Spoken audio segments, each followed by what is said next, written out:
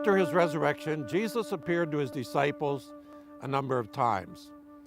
First to Mary at the tomb, after that to the 10 who were in the upper room and Thomas was not there. Then again when Thomas was with them and he showed himself to his disciples.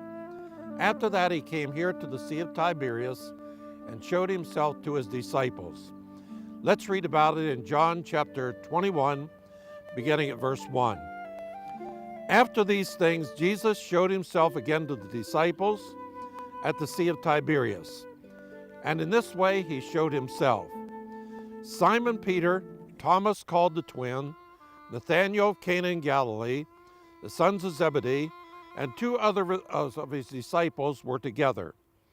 Simon Peter said to them, "I'm going fishing." They said to him, "We are going with you also." They went out and immediately got into a boat that night, and they caught nothing. But when the morning had now come, Jesus stood on the shore, yet the disciples did not know that it was Jesus. Then Jesus said to them, "Children, have you any food?" They answered him, "No." And he said to them, "Cast the net on the right side of the boat, and you will find some."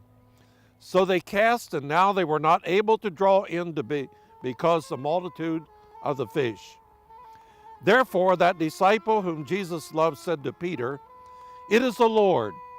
Now when Simon Peter heard that it was the Lord, he put on his outer garment, for he had removed it, and plunged into the sea. But the other disciples came in a little boat, for they were not far from the land, but about 200 cubits, dragging the net with fish. Then as soon as they had come to land, they saw a fire of coals there, and fish laid on it, and bread. Jesus said to them, "Bring some of the fish which you have just caught." Simon Peter went up and dragged the net to the land, full of large fish, 153. And although there were so many, the net was not broken. Jesus said to them, "Come and eat breakfast." Yet none of the disciples dared ask him, "Who are you?" knowing that it was the Lord. Jesus then came and took the bread and gave it to them, and likewise the fish.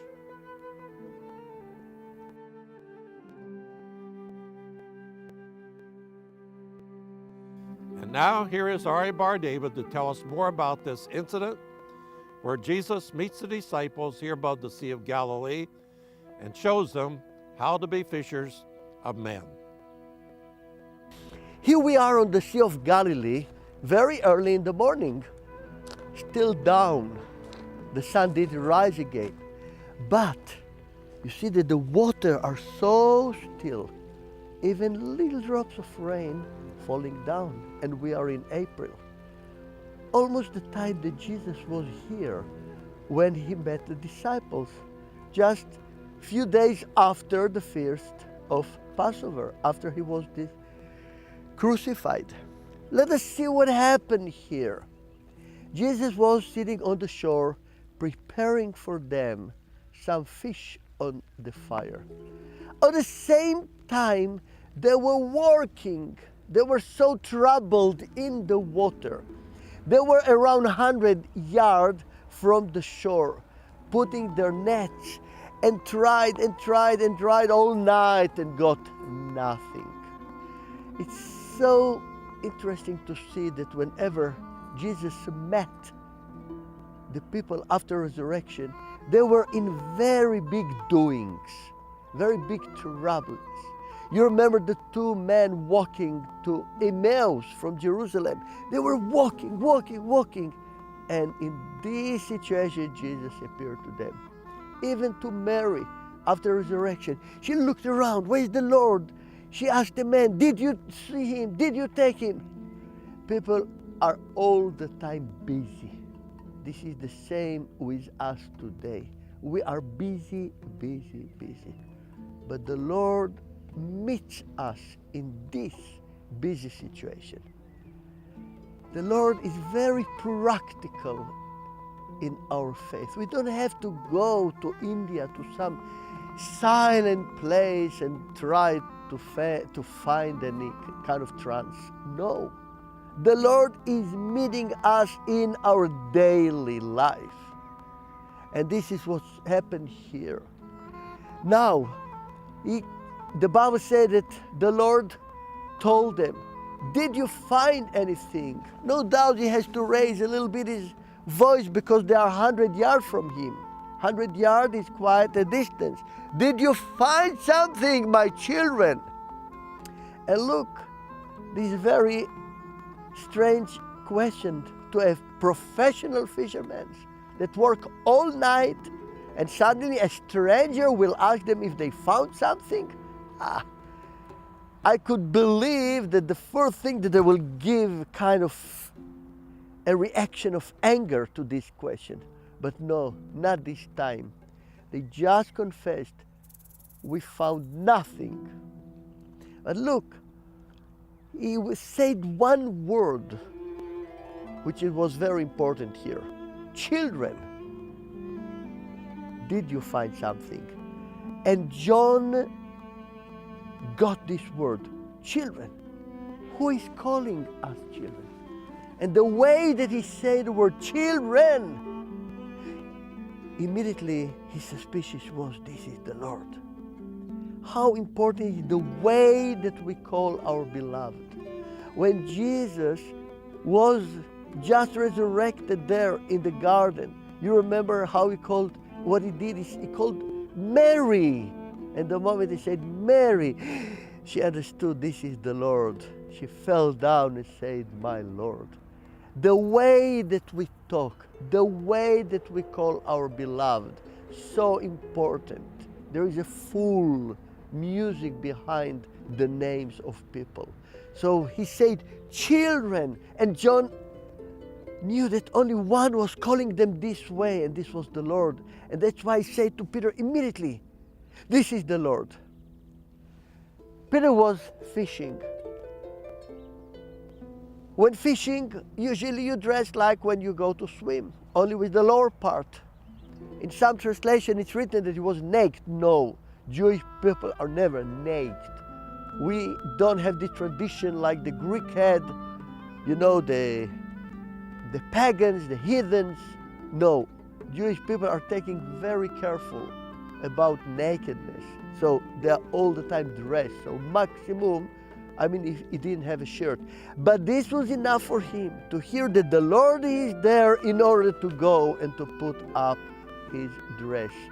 So important when we come in front of the Lord, you know, like it's written in synagogues, know in front whom you are stand. So to keep a kind of appearance like we appear before the Lord. So he put it, and immediately as he is pushing to the shore, he knows now, I'm going to meet the Lord. Now the Lord just told them one thing. Because they said we found nothing, he told them, throw the net on the other side. What is the meaning? You know, the water is very deep. 100 yards from here, it's deep enough. The net is down in the ground, and the boat is taking only the surface of the water.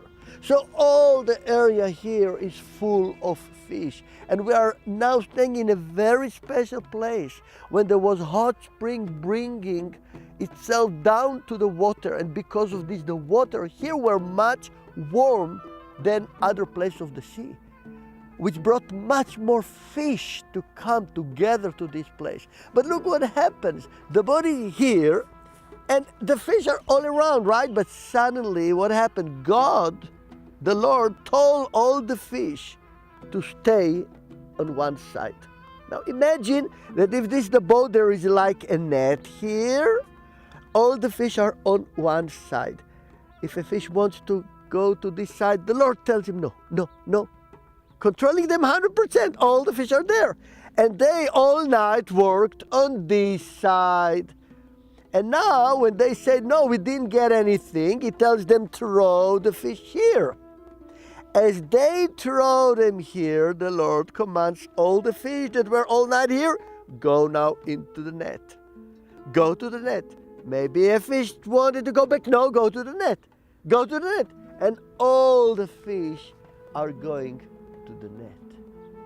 Now this is amazing. The Lord had a control, an unlimited control, unlimited in distance, in time, but look, unlimited.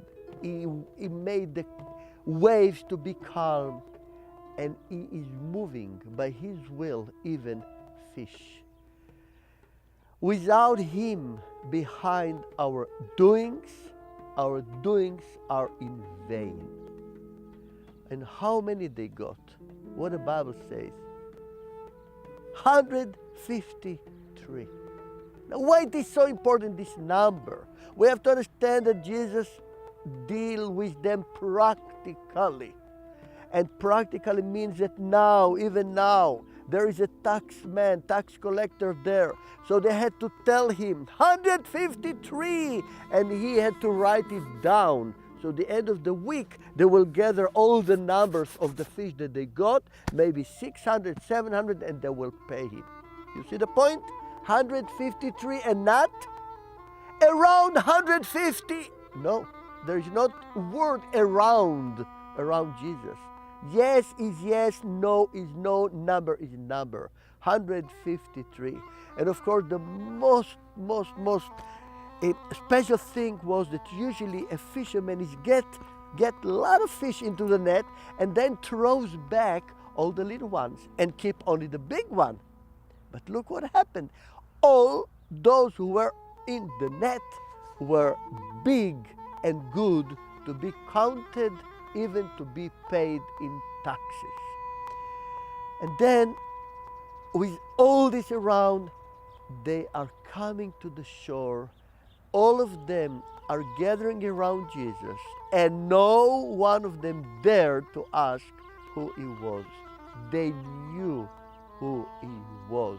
Watchman Nee took this example to say, what is Christianity? When you know that the Lord is around you. No word has to be explained. No word has to be said by anyone. You know it. And this knowledge, this is what makes our faith to be called faith.